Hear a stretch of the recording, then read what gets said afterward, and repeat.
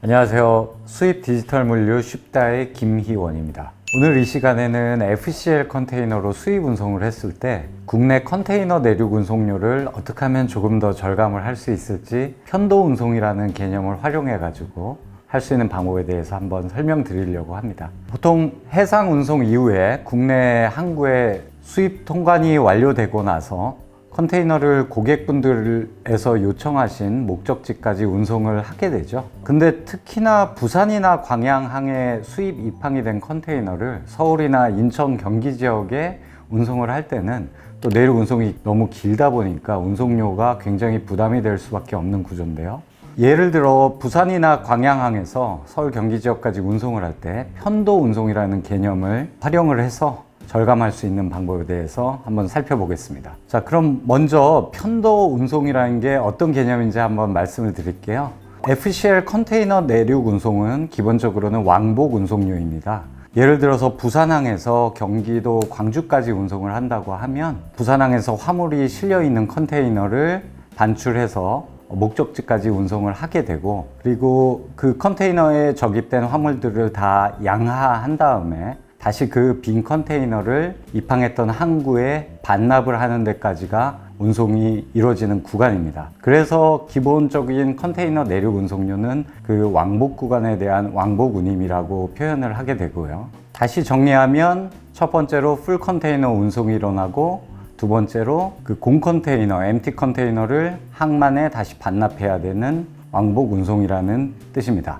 편도 운송은 이러한 두 번째 운송에 해당하는 엠티 컨테이너 반납의 구간을 줄일 수 있는 방법이거든요. 이러한 공 컨테이너를 입항했던 부산이나 광양항에 다시 반납을 하는 것이 아니라 컨테이너 내륙 운송기지, 그러니까 ICD라고 불리는 의왕 ICD에 반납을 할 수 있다면 왕복 운송의 거리를 많이 줄일 수 있기 때문에 내륙 운송료가 왕복 운송료에 대비해서 훨씬 더 저렴하게 됩니다. 그러면은 국토교통부 안전운임 부대조항에서 고시가 되었던 편도와 왕복 운송의 개념에 대해서 조금 더 자세히 설명드리겠습니다. 국토교통부 안전운임 부대조항의 별표 1에 2항에 살펴보시면 이 편도 운송과 왕복 운송에 대한 정의가 있습니다. 그래서 왕복, 편도, 복화 운송 운임에 대해서 기본적으로는 가항에 나온 것처럼 모든 운임은 왕복 운임을 적용을 한다.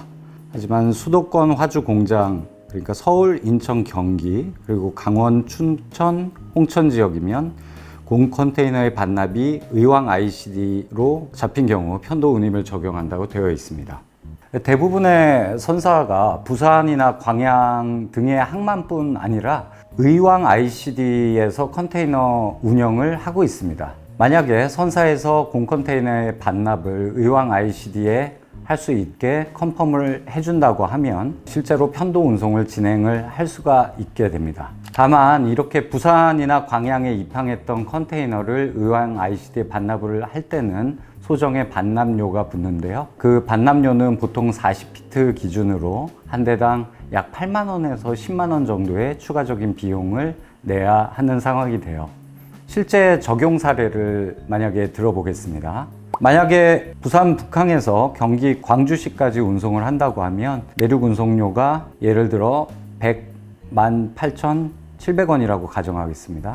근데 편도가 가능하다면 편도 운송료율은 734,900원이 되고요. 편도 운송료인 734,900원에 드롭오프 차지, 아까 말씀드린 공 컨테이너를 의왕 ICD에 반납하는 8만 원의 비용을 합한 금액이 814,900원이 되거든요. 편도 운송료는 왕복 운송료 대비해서 203,800원이 저렴하면서 약 20%가 절감이 되는 효과가 나오겠습니다.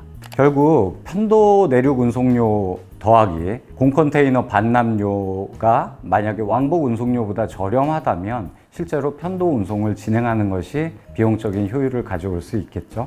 조건을 다시 한번 정리를 하자면, 첫 번째로 부산이나 광양에 입항한 컨테이너가 경기도나 서울 지역 그리고 강원도 지역에 목적지로 운송할 경우, 그리고 운송 사전에 쉽다 매니저와 상의를 해서 공 컨테이너의 반납이 의왕 ICD까지 될 수 있는 컨펌이 난다 그러면 실제로 편도 운송을 진행할 수 있는 조건이 충족이 되겠습니다.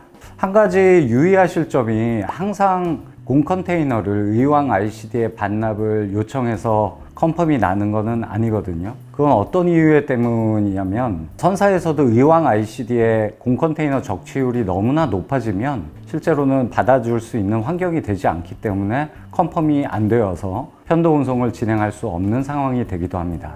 대부분의 컨테이너의 실제 소유주는 선사들이거든요. 선사들이 컨테이너의 재고 관리나 위치 추적 정도의 관리를 혼자서 하고 있는 실정이다 보니까 각 항만과 내륙 컨테이너 기지별로 재고 관리를 하기는 굉장히 어려운 실정이에요.